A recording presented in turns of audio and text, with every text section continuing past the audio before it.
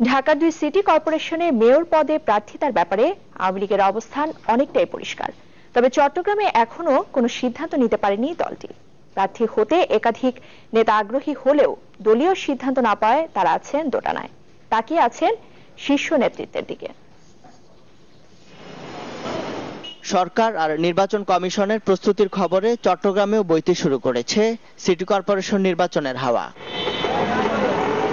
তাতে বিএনপি সহ বড় দলগুলোর তেমন নড়াচড়া না থাকলেও সরব ক্ষমতাসীন আওয়ামী লীগ।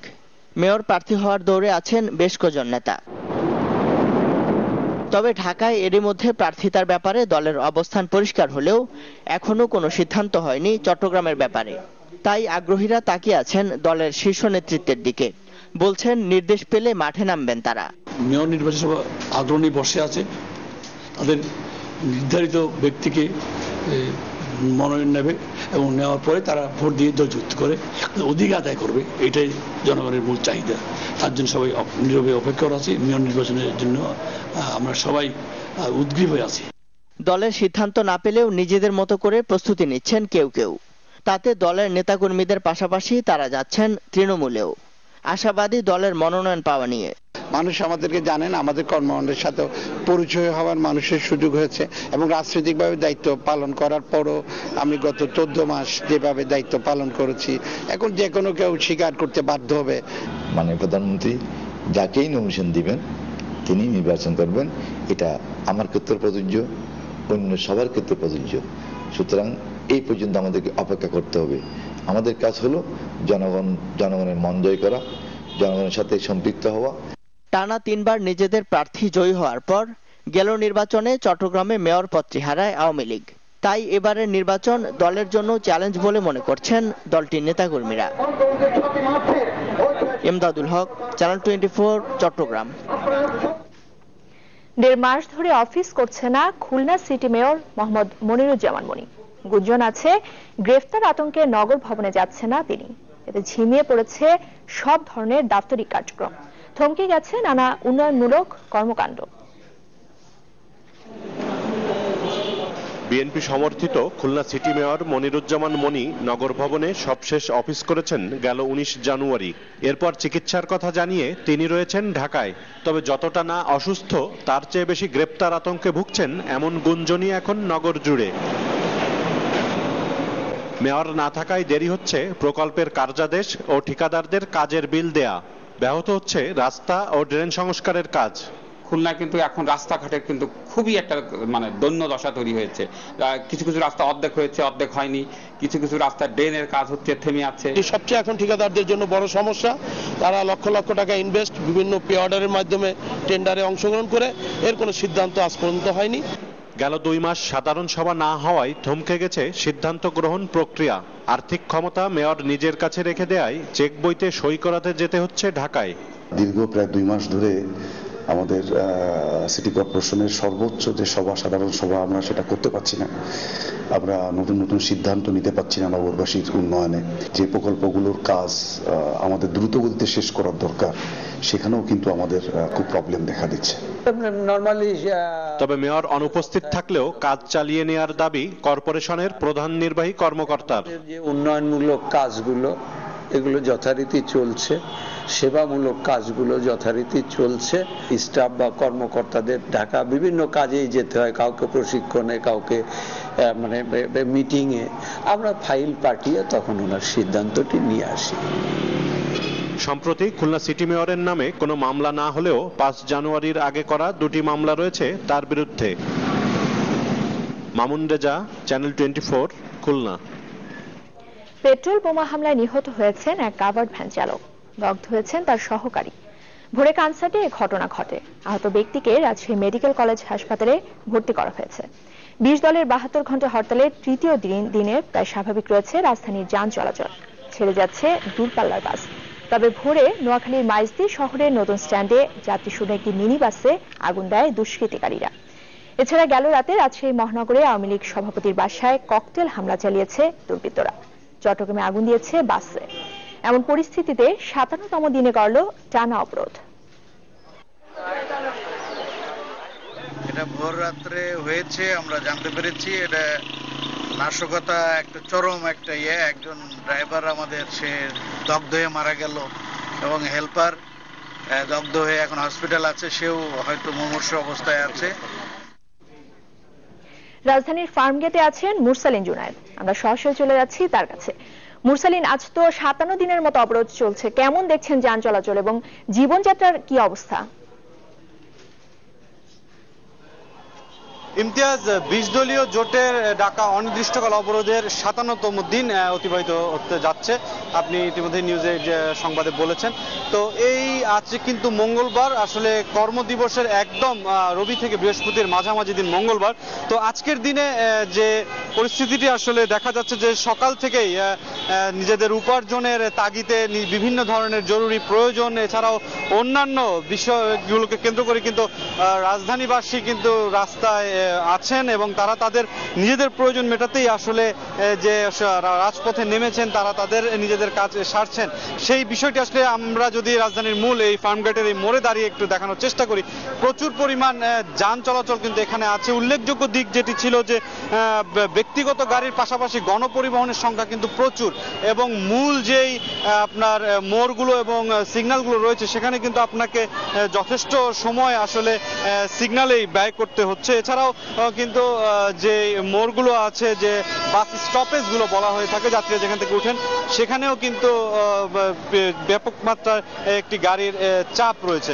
তো আসলে এখান থেকে যে বিষয়টি দেখা যাচ্ছে যে ইতিমধ্যেই প্রায় বিজয় সরণি পর্যন্ত জ্যাম ছড়িয়ে গিয়েছে। আর এখানে ফার্মগেট থেকে যে কারণবাজার অভিমুখী যে সড়কটি সেখানেও কিন্তু গাড়ির চাপ রয়েছে এবং কারণবাজার থেকে যে সড়কটি ফার্মগেটের দিকে আসছে সেখানেও কিন্তু বেশ যান চলাচল। তো উল্লেখযোগ্য যেই বিষয়টি আসলে ইমতিয়াজ এখানে বলার ব্যাপার সেটি হচ্ছে যে যেটি দেখা গিয়েছে যে এই চলমান অবরোধের শুরুর দিকে রাতে যেমন সহিংসতা হতো, গতকাল এবং গত পরশুদিন দুদিন যাবৎ কিন্তু দিনের বেলাতেও সহিংসতার মাত্রা বেড়েছে। ইমতিয়াজ, আসলে এই ছিল 57তম দিনের পরিস্থিতি। মুরসালিন, আপনাকে ধন্যবাদ। দর্শক, ফার্মগেট থেকে হরতাল অবরোধ পরিস্থিতির খবর জানাচ্ছিলেন সহকর্মী মুরসালিন জুনায়েদ। বরিশালের বাবুগঞ্জে বাস চাপায় পুলিশের এক এএসআই নিহত হয়েছেন, আহত হয়েছেন অন্তত 6 জন। পুলিশ জানায় বরিশাল ঢাকা মহাসড়কের রামপট্টিতে দায়িত্ব পালন করছিলেন এএসআই মনির। গতকাল সন্ধ্যায় কাওড়াকান্দি নৌঘাট থেকে ছেড়ে আসা একটি বাসকে থামার সংকেত দেন তিনি, তবে বাসটি তা অমান্য করে তাকে চাপা দিয়ে পালিয়ে যায়। এতে ঘটনাস্থলেই মারা যান মনির। পরে বাসটি আটক করা গেলেও চালক ও হেল্পার পলাতক রয়েছে।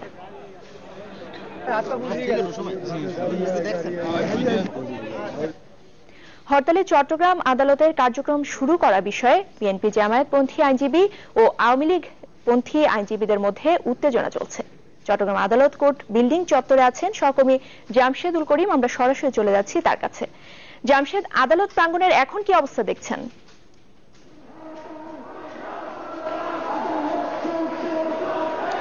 ইসরাত, আপনি দেখতে পাচ্ছেন যে চট্টগ্রাম আদালত ভবনে গত 2 মাস ধরে আসলে যে চলমান হরতাল অবরোধে যে অবস্থা চলছে তাতে চট্টগ্রাম আদালত ভবনে গত 2 মাস ধরে কোনো বিচার কার্যক্রম চলছে না। আপনি দেখতে পাচ্ছেন যে হরতালে আদালত চালু রাখা নিয়ে বিএনপি এবং বিএনপি জামাত সমর্থকরা সেটি আদালত বন্ধ রাখার পক্ষে বিক্ষোভ মিছিল করছে। অন্যদিকে আওয়ামী লীগ এবং প্রগতিশীল যেসব আইনজীবীদের সংগঠন আছে তারা আদালত চালু রাখার পক্ষে এখানে বিক্ষোভ করছে, যার কারণে দুটি পক্ষ এখন মুখোমুখি অবস্থানে দাঁড়িয়ে আছে সকাল থেকে। আজকে 2 মাস ধরে এই হরতাল অবরোধে চট্টগ্রাম আইনজীবী সমিতির 1989 সালের একটি সিদ্ধান্ত অনুযায়ী আইনজীবীরা বিচার কাজে অংশ নিচ্ছেন না, যার কারণে চট্টগ্রামে আসলে বিচার প্রার্থী মানুষজন সীমাহীন দুর্ভোগের মধ্যে আছেন। আমরা জানতে পেরেছি যে চট্টগ্রাম কারাগারে আসলে বন্দী পরিস্থিতি এখন ভয়াবহ পর্যায়ে গিয়েছে এবং বন্দীদের পক্ষ থেকে জেলা প্রশাসককে চিঠি দেওয়া হয়েছে যাতে আদালত চালু রাখা হয়। যে চট্টগ্রাম কারাগারে 1800 ধারণ ক্ষমতার কারাগার এখন 6000-এর বেশি বন্দী রয়েছে। শুধুমাত্র আদালত চালু না রাখার কারণে জামিনযোগ্য অপরাধের আসামিরাও আদালত কারাগার থেকে মুক্তি পাচ্ছে না, ফলে একটা বিশাল অচল অবস্থা সৃষ্টি হয়েছে এবং আইনজীবীরা বলছেন এই অবস্থা চলতে থাকলে চট্টগ্রামে যে মামলার জট রয়েছে সেটি আরো বেশি দীর্ঘায়িত হবে এবং সেই বিষয়টি নিয়ে আসলে আইনজীবীদের মধ্যে দুপক্ষের এই উত্তেজনাটি চলছে। এবং আজকে বেলা 12টার সময় আইনজীবী সমিতির ভবনে একটি জরুরি বৈঠক বসার কথা রয়েছে, যেখান থেকে আসলে সিদ্ধান্ত হবে এই হরতালের মধ্যে, চলমান হরতাল অবরোধের মধ্যে আদালত ভবন চালু রাখা হবে কিনা। ইসরাত, এই ছিল এখানকার সর্বশেষ পরিস্থিতি। জামশেদ, আপনাকে ধন্যবাদ। দর্শক, চট্টগ্রামের আদালত কোর্ট বিল্ডিং চত্বর থেকে জানাচ্ছিলেন সহকর্মী জামশেদুল করিম। চাহিদার সাথে উৎপাদনের ব্যবধান থাকলেও বাংলাদেশের ডেনিমকে সম্ভাবনাময় মনে করছে দেশি বিদেশি ক্রেতা প্রতিষ্ঠান। দাম ও মান ধরে রাখায় আগামীতে বাংলাদেশি হবে ক্রেতাদের আদর্শ বাজার। রাজধানীতে 2 দিনের ডেনিম পণ্যের প্রদর্শনী শেষে আয়োজক ও ক্রেতা প্রতিষ্ঠানগুলোর কাছে উঠে এলো এমন বার্তা। বাংলাদেশ যেন সত্যিকার অর্থে এক বুননের কারিগর। বিশ্বমানের যন্ত্র আর অতি যত্নে তৈরি হচ্ছে পণ্য, বিশ্ববাজারেও যার সুনাম বহু বিস্তৃত। আশ্চর্য হলেও সত্যি, বাংলাদেশের ডেনিম বা জিন্স ইউরোপ কিংবা আমেরিকায় রপ্তানিতে অবস্থান করে নিয়েছে চীনের পরে, আর এর উৎপাদন করছে দেশের গোটা 30 কারখানা। যদিও চাহিদার সাথে এখনো উৎপাদনের ব্যবধান বেশ বড়। ব্যবসায়ীদের হিসেবে মাসিক চাহিদা 6 কোটি মিটারের বিপরীতে উৎপাদন 2.5 কোটি মিটার। এই খাতের প্রায় $1 বিলিয়ন বিনিয়োগ সম্ভাবনা আরো বাড়াতে তাই আয়োজন করা হয় 2 দিনের এই প্রদর্শনী। নকশা কিংবা মানের নতুনত্বে তুলে ধরা হলো মেড ইন বাংলাদেশের এই খাত।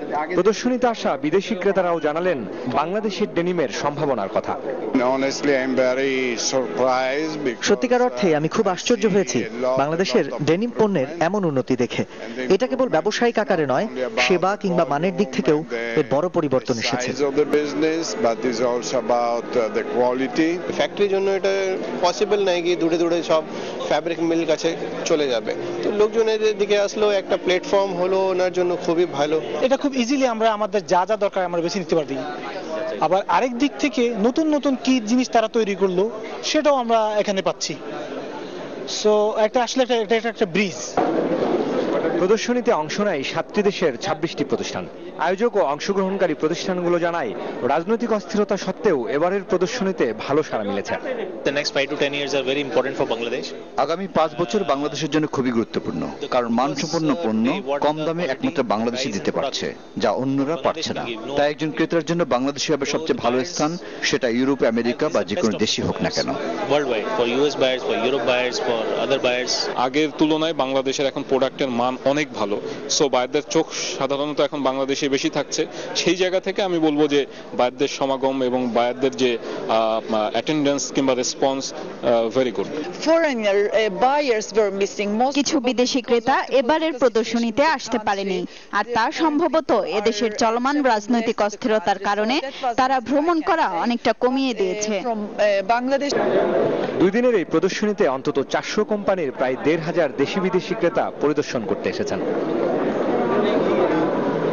আবু কামরুজ্জামান, চ্যানেল 24।